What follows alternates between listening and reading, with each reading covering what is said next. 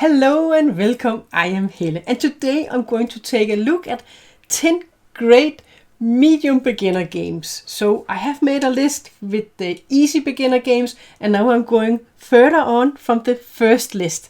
So I have selected 10 games that are more meaty, I think, but still great games to introduce to beginners. And let's just dive into the list. The first one I have on the list, that is Sagrada. And this is a game for 1 to 4 players. It takes about 40 to 45 minutes to play, and it's for the ages 14 plus. Community does say 8 plus on Board Game Geek. So there's a 6 years in difference, but I will also say you can play it at a younger age than 14.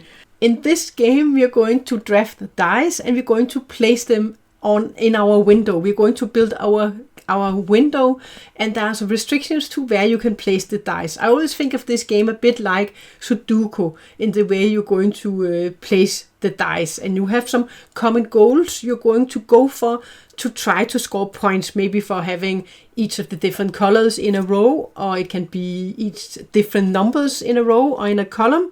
And when you have to place a dice, there are some restrictions on some spaces where you have to place a certain color or maybe a certain number. And then you cannot have 2 of the same colors adjacent to each other or 2 of the same numbers adjacent to each other, but they can be diagonally. So this I definitely think is an enjoyable, thinky game, Sagrada. And next up on the list I have another game that is called Bad Company. And this is a game for 1 to 6 players. It takes about 30 minutes to play and it's for the ages 8 plus. And this is just, I think, a very fun game. And in this game, you're going to control your own gang. So you have your starting gang, and then you can upgrade your gang members so they can be even more powerful for you.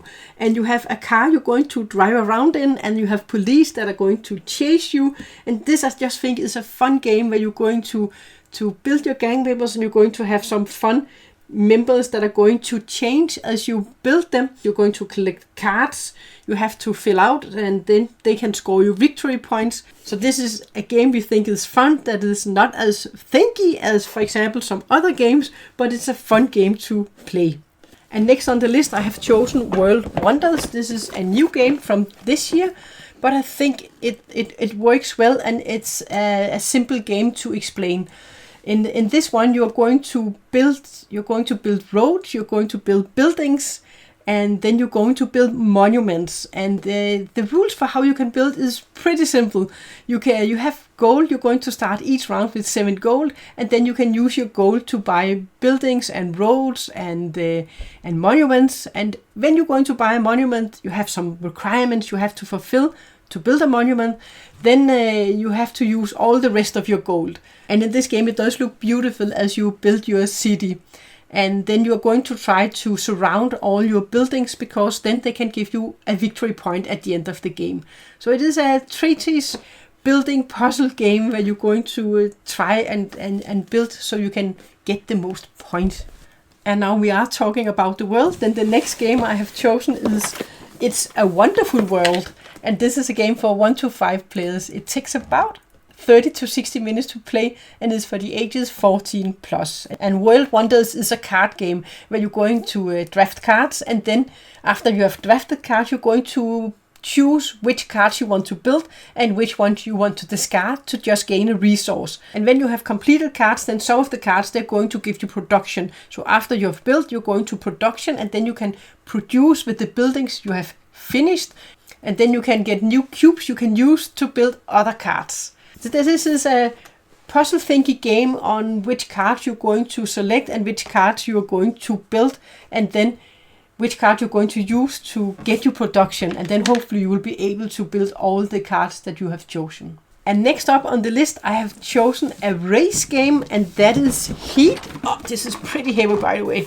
This is a game for 1 to 6 players. It takes about 30 to 60 minutes to play, and is for the ages 10 plus. And in Heat, this is a racing game where each player, they're going to control their own car, and then you're going to race. And you're going to use cards to choose your speed, and then you have a gear where you can go up from 1, 2, up to 4, and that determines how many cards you can play for the round. So this, I think, is a a simple implemented way that you can race, and it's super fun the way they have made it.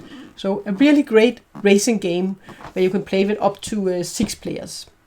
And next up I have chosen Wingspan, and this is a game for 1 to 5 players. It takes 40 to 7 minutes to play and is for the ages 10 plus.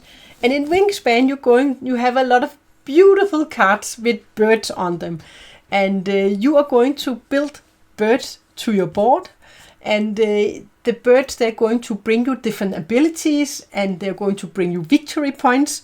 And in this game and there are some common goals too you have to go for.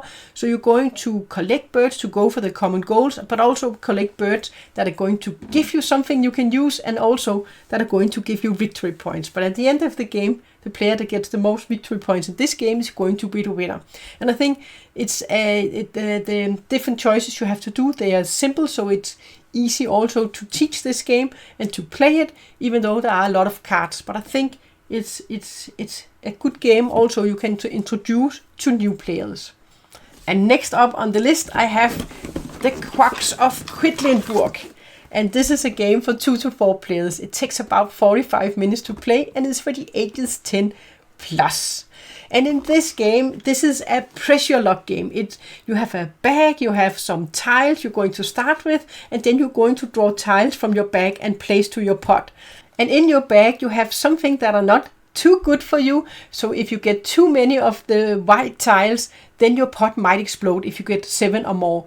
So this is a push your luck tile drafting game where you're going to, after each round, you're going to be able to buy new tiles so you can get more tiles to your bag, and you will have more and better tiles so you can advance even further on in your pot, because this further you get up, this more victory points you can gain, and this more you can buy for.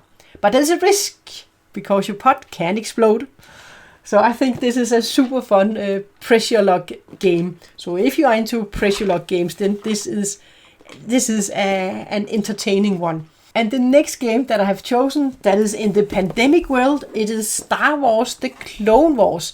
So it could also be one of the pandemic games, the normal pandemic game.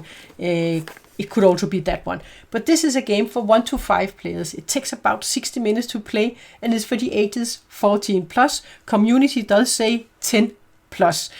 But in this pandemic version, you are going to control a hero from the Star Wars universe, and then you're going to fight against some villains. You're going to choose one villain. There are 4 different, and then you are going to try to complete some missions and then defeat the villain at the end of the game. So this is a cooperative game where you're going to work together, and it does feel like the pandemic, but with a different take to it. And we definitely do enjoy this new take to it. But I could also here recommend the normal pandemic, where you're going to fight diseases, and so that, yeah, both great pandemic games I have chosen here. And as a next game, I have chosen Farshore, and this is a game for 1 to 4 players. It takes about 40 to 80 minutes to play, and it's for the ages 10 plus. And this is a new take to Everdell. So if you're familiar with Everdell, then this is a new take to it. In this game, you are going to have a little ship that you can sail around with and gain victory points in that way. Then this is a card building game where you're going to draft cards and then you're going to build cards. And the game is going to end after you have played 4 seasons. You're going to play winter, and then spring, summer, and then autumn. And when all players, they have completed the 4 rounds, and you don't have to complete them in the same round, then the game is going to end. And I think it's cute, and I like all the cards on it, and I like the building of it, and how different it's going to be for you, which cards you're going to get, and you're going to compete also for some common goals. So I think this is a good introduction into some games where you have a little bit more meat to them, but still simple. And I think it's also a good beginner game. And the last game that I have chosen is a game that you can play with a lot of players. This is for when you are going to be 5 to 11 players. This is Feed the Kraken. So this is a game for 5 to 11 players. It takes about 45 to 90 minutes to play, and is for the ages 12 plus. And in this game, you're going to have different teams. You're going to be all sailors, but some of you are going to be pirates. And the pirates, they know each other in this game. And then you're going to have a cult leader, so kind of have 3 different teams. And in the game, you're going to steer a ship, and the sailors, they want to go in one direction, the pirates, they want to go in another direction, and the cult leader wants to go right in the middle of it all. And in this game, you have a lot of interactions, and you don't know who you can trust. If you are a sailor, you have to figure out who you can trust so you can steer the ship in the correct direction. So this is a game where you're going to have a lot of interactions, you're going to have distrust of each other, and then it's just a fun game where you're going to have a lot of discussions, and it's also a fairly quick game, and it is easy to teach. So if you want a game, a social deduction game, if you want a game where you can be more players, then I think this is a really great game for that. I will also here say that if you are even more players, then I would recommend Blood on the Clock Tower. If you are into games where you can be plus 10 players, then that is really an awesome game too.